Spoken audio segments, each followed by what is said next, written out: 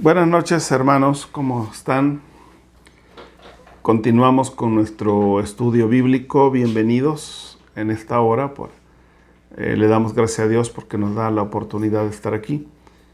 Y en esta ocasión que vamos a orar, vamos a pedirle a Dios que sea con nosotros y que nos ayude a entender su palabra.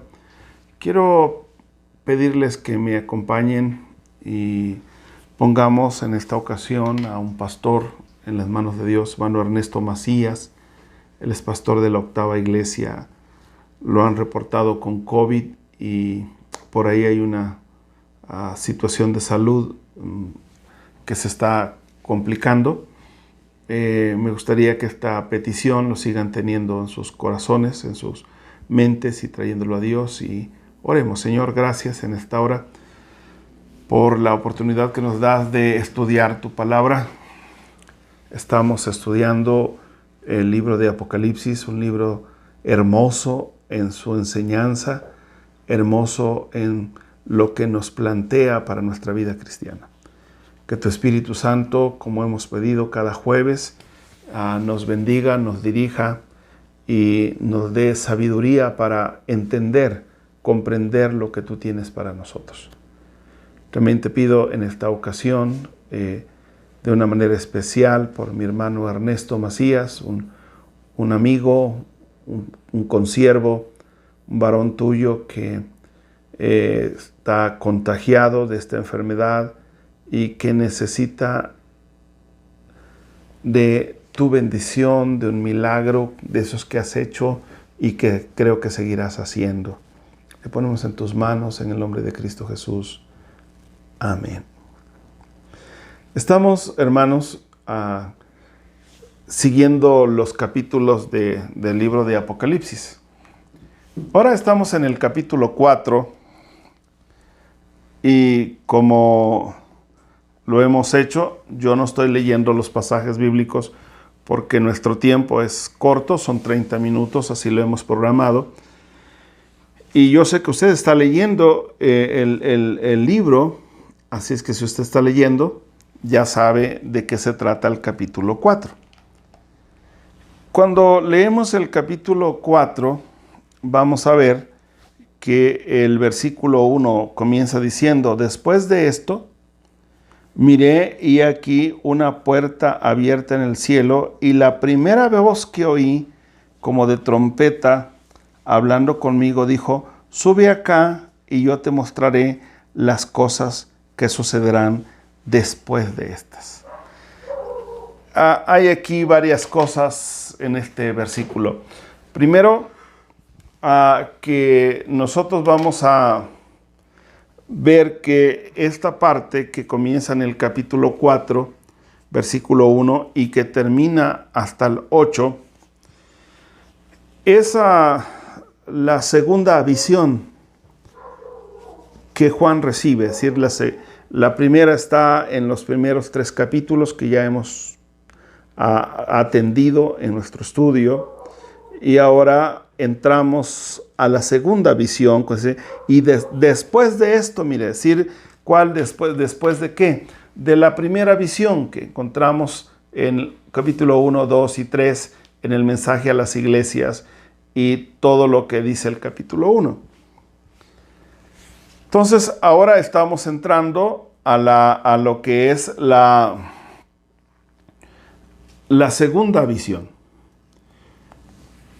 La segunda cosa que Juan nos dice aquí, en este versículo 1, dice: y hay aquí una puerta del cielo, una puerta abierta del cielo, y la primera voz que oí, como de trompeta hablando conmigo, dijo: sube acá. Sin lugar a dudas, Jesús está mencionando que en el capítulo 1 de este libro de Apocalipsis, que ya hemos estudiado, que ya hemos leído, él había recibido y él había oído hablar a nuestro Señor Jesucristo cuando le dijo: yo soy el alfa y el omega, el principio y el fin. esa voz que le había hablado y que está en el capítulo 1, leyendo el versículo 8, porque dice, yo soy el alfa y la omega. Es decir, Juan está identificando aquí quién le habla.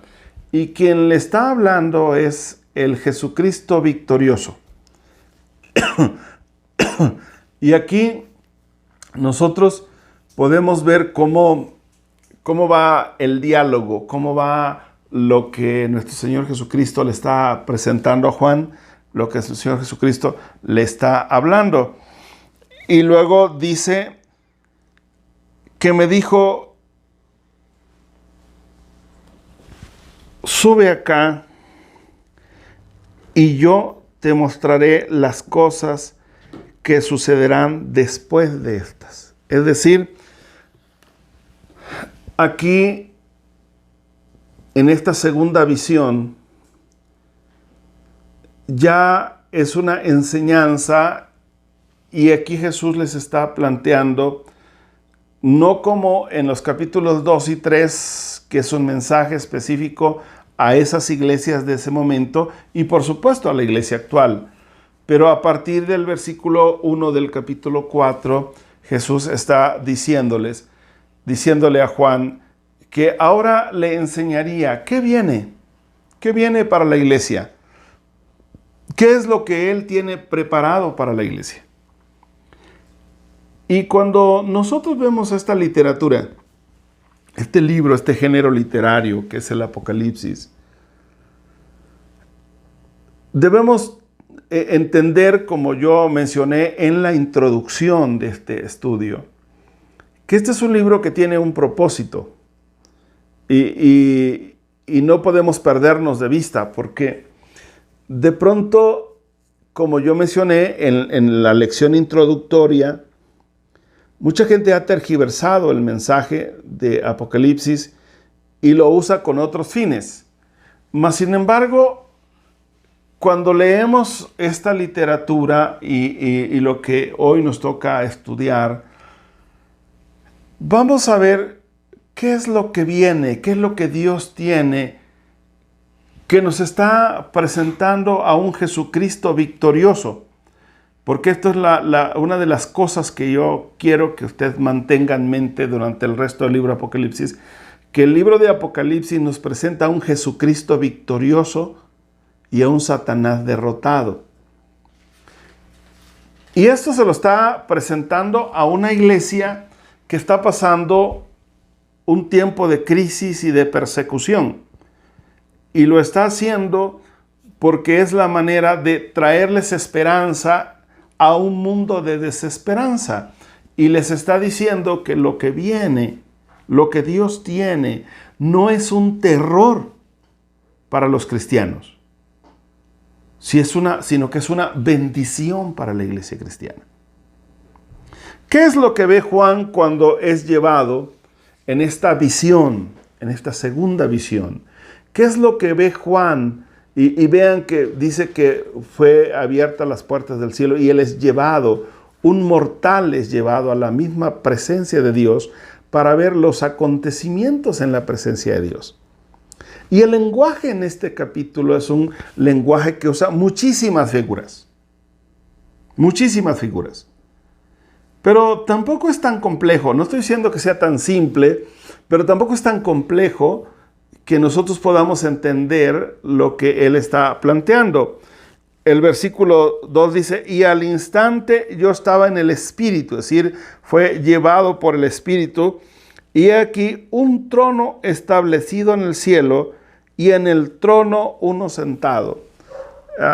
¿Cómo Juan puede expresar esa bendición que él tiene de estar precisamente ante la misma presencia de Dios? Dice que hay en la presencia de Dios un trono, y la palabra trono en este libro de Apocalipsis lo vamos a encontrar 13 veces. Pero de manera muy particular en este versículo está describiendo el trono de Dios. Es decir, el propósito de Juan al describir el trono de Dios es demostrar que Dios es el soberano, es el supremo del universo y que gobierna todo, de modo que nada, bueno o malo, elude su voluntad. Está presentando al Dios Todopoderoso y está diciéndonos que Él es el que desde allí gobierna todas las cosas. Vean lo que Juan nos está planteando, porque esto tiene que ver con nosotros. A veces creemos que Dios está distante de nosotros y que Dios está fuera de nosotros, y no. Dios está vigilando, está viendo, está atento a lo que pasa. Y para una iglesia perseguida en ese momento, lo que Juan está diciendo, lo que Juan está transmitiendo en su mensaje, es que el que está en ese trono sigue teniendo el control de todas las cosas. Seguimos leyendo, porque aquí hay algunas cosas que son muy hermosas. Dice, y el aspecto del que estaba sentado era semejante a piedra de jaspe y cornalina, y había alrededor del trono un arco iris semejante en aspecto a la esmeralda. ¿Cómo es este trono? ¿Cómo es el Dios que está en este trono?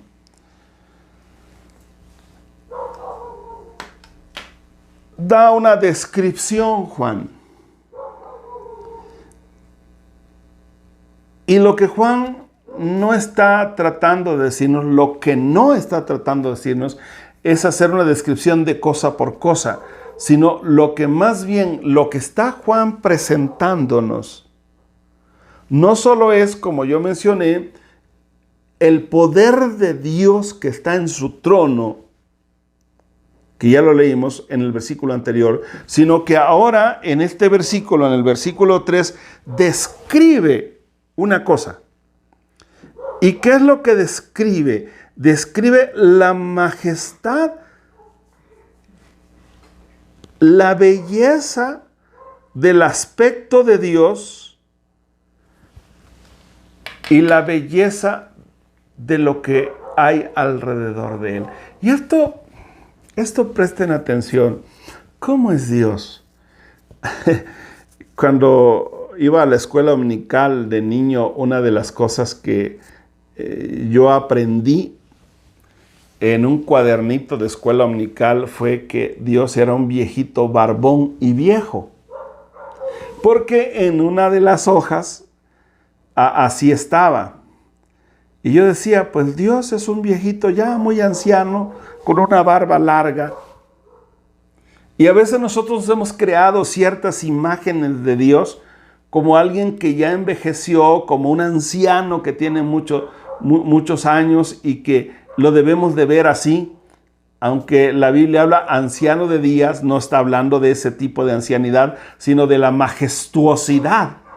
Y Juan está describiendo aquí la majestuosidad de Dios y la majestuosidad de su trono, la belleza de Dios. Si usted quiere saber cómo es Dios, este versículo lo describe, un Dios bello y un Dios majestuoso, una inmensa belleza. Seguimos leyendo, cuando llegamos al versículo 4, dice, y alrededor del trono había 24 tronos, y vi sentados en los tronos a 24 ancianos, vestidos de ropas blancas, con coronas de oros en sus cabezas.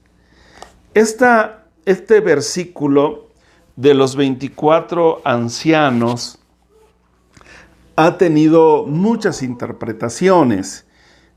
Algunos dicen que son ángeles, otros dicen que son serafines, otros que son querubines. Mas, sin embargo, lo que Juan está describiendo no es ni ángeles, ni serafines, ni querubines. Y una interpretación que se adopta mucho en la iglesia cristiana. Esta interpretación es algo que muchos dicen que es así. Es la de Vitorino de Petau en Panoia, Hungría, en la Hungría moderna, quien murió en el 304 de nuestra era. Vitorino decía que estos 24 ancianos son las 12 tribus de Israel y los 12 apóstoles. Y muchos piensan que es así. Y esta es una afirmación con la cual también yo crecí, y las interpretaciones más populares dicen que eso representa. Mas, sin embargo, no hay ninguna evidencia tampoco que eso sea así. En lo que sí coinciden todos los biblistas más contemporáneos y que hacen una exégesis más seria y más cercana a nuestra época, que estos 24 ancianos que Juan describe son los que representan a los santos redimidos y que están junto al Señor. Si nosotros acordamos, en el versículo 21 del capítulo 3, dice: y al que venciere, le daré que se siente conmigo en mi trono. ¿Sí? Y así podemos ver a lo largo del libro de Apocalipsis, y también en Ezequiel, Isaías y Daniel, cómo habla de que los santos estarán sentados en el trono de Dios. Y esta interpretación es la que a mí me gusta, la que más me convence, de que los ancianos no necesariamente son las 12 tribus de Israel y los 12 apóstoles, sino son los que representan a todos los santos que han seguido al Cordero y que están en la presencia y estarán en la presencia de Dios. Y los describe que cómo están. Hay dos cosas que me llaman la atención. Una es su vestidura, la vestidura blanca, y esto lo encontramos, es un lenguaje repetitivo en el libro de Apocalipsis que nos refleja y nos enseña que si algo habrá en el cielo es la vestidura blanca. Y de por aquí hay una idea, dicho sea de paso, que la iglesia cristiana toma cuando se bautizan los cristianos, usan una bata blanca hablando de esto, o sea, como simbolizando esto. Porque algunos me han preguntado por qué. Tiene que ver con esto, con un símbolo de una vida pura. Y esto es lo que habla, pero también habla de las coronas, que son coronas para gobernar, pero son coronas que se someten ante el único que tiene la soberanía y la corona soberana, que es nuestro Dios. Hay otras figuras más, porque seguimos leyendo.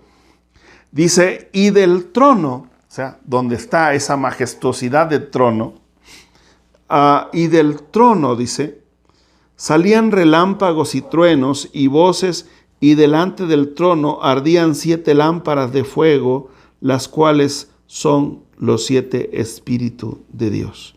Y ya hablamos del Espíritu de Dios, los 7 espíritus de Dios en el capítulo 1, que nosotros hablamos de la representación plena del Espíritu Santo. Ya habíamos hablado de esto. Eso es lo que está viendo Juan. Vean la escena ahora. Traten de imaginarse la escena.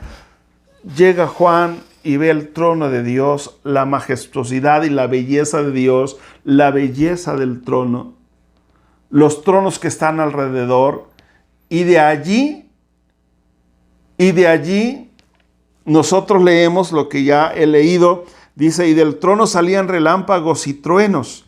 Esta es una característica de la santidad y del poder de Dios. Es decir, si nosotros vamos al libro de Éxodo, si nosotros leemos el libro de Éxodo, vamos a ver que cuando Moisés sube al Sinaí para recibir las tablas, nosotros vamos a ver cómo también allí había este reflejo de Dios,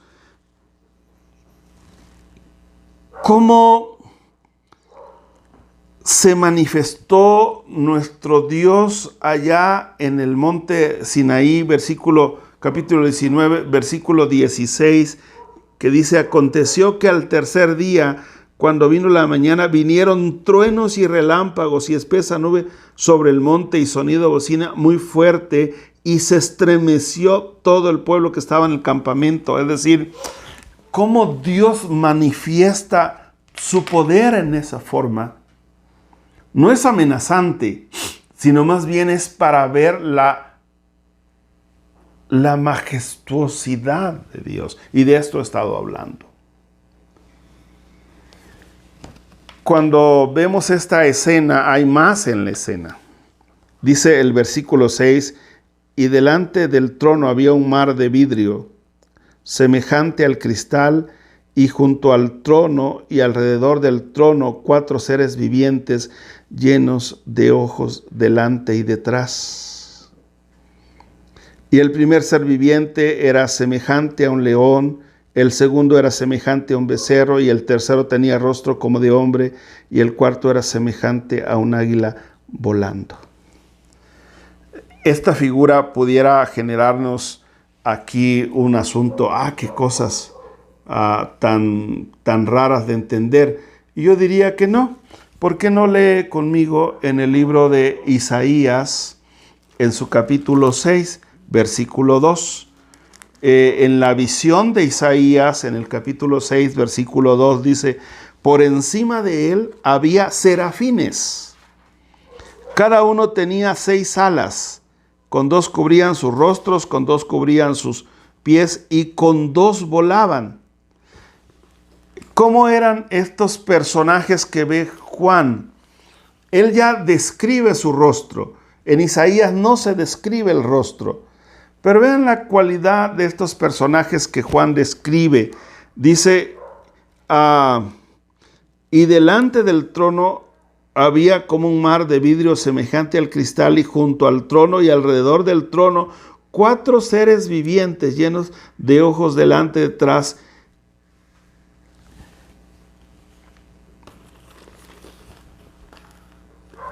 Y vean cómo lo maneja, ¿no? Dice, sigo leyendo, el primer ser viviente era semejante a un becerro, el tercero tenía rostro de hombre, y el cuarto era semejante a un águila volando. Y los 4 seres vivientes, dice, tenían cada uno 6 alas. 6 alas. ¿Qué dice Isaías 2? ¿Cómo eran los serafines? Tenían 6 alas. Es decir, no era tan difícil entender. Los que estaban oyendo el mensaje de Juan sabían que cuando Juan está en el trono de Dios y está describiendo el trono, porque es la descripción del trono de Dios, la belleza del trono de Dios, la representación de los santos en los 24 tronos, lo que había frente al trono, dice, era algo semejante al mar cristalino. Y es interesante que maneje esta figura, porque nosotros conocemos al mar como algo agitado. Aquí el mar lo refleja como algo en calma, pero que es cristalino, es transparente, todo se podía ver. Y ahí también en ese trono hay 4 serafines. ¡Wow! ¡Qué visión tan espectacular! ¡Qué visión tan espectacular! Y describe a los serafines, sus rostros, lo que hay en ellos y todo lo que hacen. No sé si a usted le anima esto, pero a mí me anima pensar estar en la presencia de Dios donde Juan estuvo y ver esa majestuosidad. ¿Quién puede mantenerse de pie ante un Dios tan majestuoso? Solo aquel que tenga una vida santa. Por eso esos santos nos reflejan cómo debe ser nuestra vida. Seguimos leyendo en el versículo versículo 8 dice, y los 4 seres vivientes tenían cada uno 6 alas y alrededor y por dentro estaban llenas de ojos y no cesaban de día y de noche en decir, Santo, Santo, Santo, el Señor Dios Todopoderoso, el que era, el que es y el que ha de venir. Se repite en el versículo 3 de Isaías 6, el mismo canto.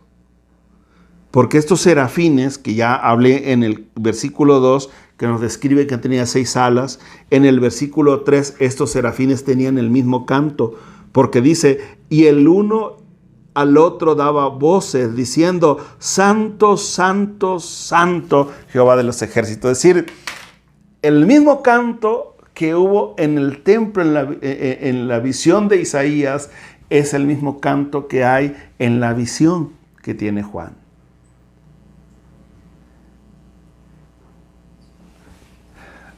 Un evento donde es adoración y alabanza. Los serafines alaban al Señor. Y también el versículo 9, y aquellos seres vivientes dan gloria y honra y acción de gracias, y al que está sentado en el trono, al que vive por los siglos de los siglos. Los 24 ancianos se postraban delante del que está sentado en el trono y adoran al que vive por los siglos de los siglos y echan sus coronas delante del trono diciendo, Señor, digno eres de recibir la gloria y la honra y el poder, porque tú te creaste todas las cosas y por tu voluntad existen y fueron creados. Es decir, estos 24 ancianos que representan a los santos nos habla que en ese trono, en esa majestuosidad es Dios que describe aquí el Apocalipsis. Los serafines adoran al Señor, pero también el pueblo redimido adora al Señor. ¿Y qué hace este pueblo? Le dan la honra y la gloria en esa adoración. Esta es la visión, la primera parte de esta visión de Juan. Si usted quería saber cómo es el cielo y qué es lo que vamos a encontrar, aquí Juan nos los está describiendo. ¿No les parece hermoso? Si usted estaba pensando, ¿cómo va a ser allá? Una de las cosas que nosotros tenemos es mucho miedo a la muerte porque no sabemos qué nos espera. Bueno, si usted es un santo de Dios, mire lo que le espera. Encontrarse con esta belleza, con esta majestuosidad, con esta hermosura del trono de Dios, que es lo que está encontrando aquí el profeta Juan, el apóstol Juan. En un tiempo, cuando las cosas se parecen oscuras o parecen negras, en un tiempo donde todo parece con desesperanza, oír esta majestuosidad del trono de Dios, ¿a usted no lo anima? A los primeros cristianos sí, a mí también.